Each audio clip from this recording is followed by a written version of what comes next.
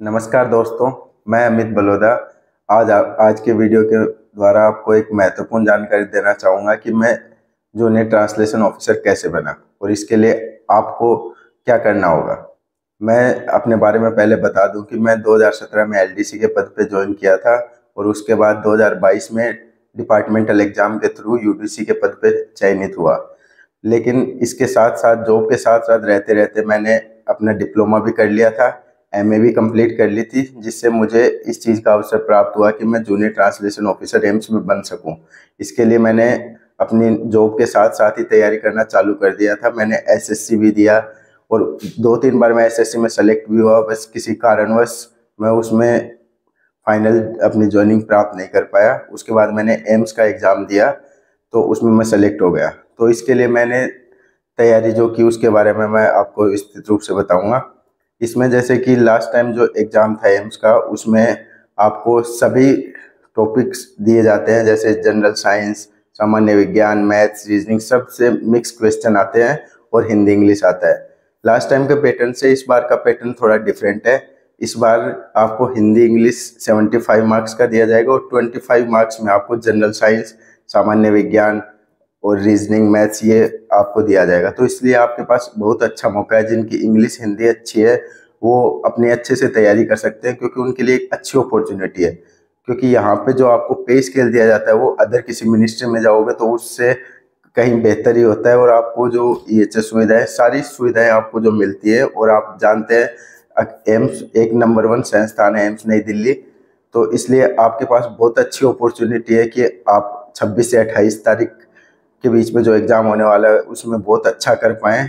इसलिए आपसे मेरा निवेदन है कि आप अपना हिंदी इंग्लिश की प्रिपरेशन ढंग से तैयारी करें, ताकि वो आपको जो सेकंड पेपर होगा इसका स्किल टेस्ट, उसमें भी आपको काम आएगा, जिसमें आपको ट्रांसलेशन और लेटर राइटिंग ये सारी चीज़ें दिया जाएगा।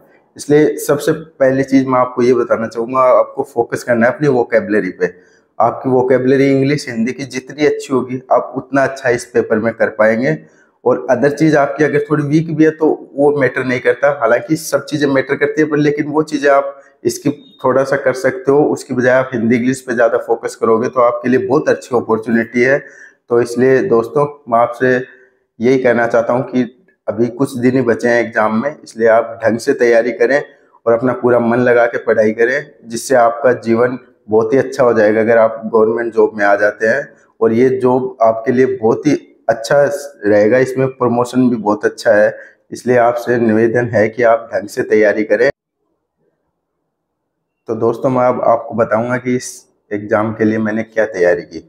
इसके लिए मैंने जो भी बेसिक मैथ्स है उसको, उसके क्वेश्चन जो भी होते हैं उनको तैयार किया। रीजनिंग में आपको पता है ज़्यादा उसमें कोई फ़र्क नहीं पड़ता, रीजनिंग आप अपने माइंड से कर सकते हो। उसमें वैसे आपको ये समझने की ज़रूरत है कि किस टाइप का क्वेश्चन है, ज़्यादा उसमें वो डालने की ज़रूरत नहीं है। और आपको कम से कम 1 से लेकर 1.5 साल तक का जो भी करंट अफेयर्स है वो तैयार करना होगा। स्पेशली आप जो भी खेल हुए हैं, कोई ओलंपिक हुए हैं, उनमें जा सकते हैं। वन्य जीव अभ्यारण्य है उनके बारे में तैयार कर सकते हैं। और जो एम्स का एक एक्ट है कि एम्स किस एक्ट के अंतर्गत आया, एम्स के बारे में आप लिखो, तो कम से कम 1-2 क्वेश्चन उनके भी आ जाते हैं। तो आप अगर 25 मार्क्स में 20 मार्क्स भी ले आते हैं और अपना इंग्लिश हिंदी अच्छा कर लेते हैं तो आपको उससे कोई नहीं रोक सकता सेलेक्ट होने से। मैंने भी यही किया।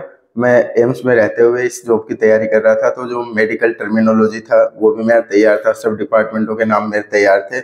इसलिए उसमें मेरे को इतना ज़्यादा दिक्कत नहीं हुई। बस थोड़ा दिक्कत होती है करंट अफेयर्स में, क्योंकि उसमें सवाल कहीं से भी आ सकते हैं। तो इसलिए उसके लिए भी आप प्रिपेयर्ड रहिए। आप जो भी, जैसे कि कहीं भी किसी भी स्टेट में वन्य जीव अभ्यारण्य है, उनको आप सारा एकदम माइंड में पूरा सेट कर लीजिए कि कौन सा कहाँ पे, सारी चीज़ें तैयारी कर लीजिए। उसके अलावा जो भी रिसेंटली ओलंपिक्स हुए हैं या कोई भी बड़ी घटना हुई है उनको आप तैयार कर सकते हैं। और मैं यही कहूँगा कि कम से कम आप 1.5 साल का लेके चलो, क्योंकि क्वेश्चन कहीं भी पीछे से भी आ सकते हैं। ऐसे नहीं कि 1-2 महीने का ही पूछेंगे, ऐसे आपको उसकी तैयारी नहीं है, आपको पूरी तैयारी करनी है, तभी आप जाके इसमें अपना अच्छा कर पाओगे और आप सिलेक्शन ले पाओगे। तो दोस्तों मैं आपके लिए शुभकामनाएं देना चाहता हूं कि आप सेलेक्ट हों और एम्स दिल्ली के अंदर ज्वाइनिंग करें। वैसे आपके पास और भी ऑप्शन है कि आप और भी एम्स में जा सकते हो, पर एम्स दिल्ली के लिए मेरिट थोड़ी ज़्यादा रहेगी। तो आप ढंग से प्रिपरेशन करें और आपका चयन जरूर होगा। धन्यवाद दोस्तों।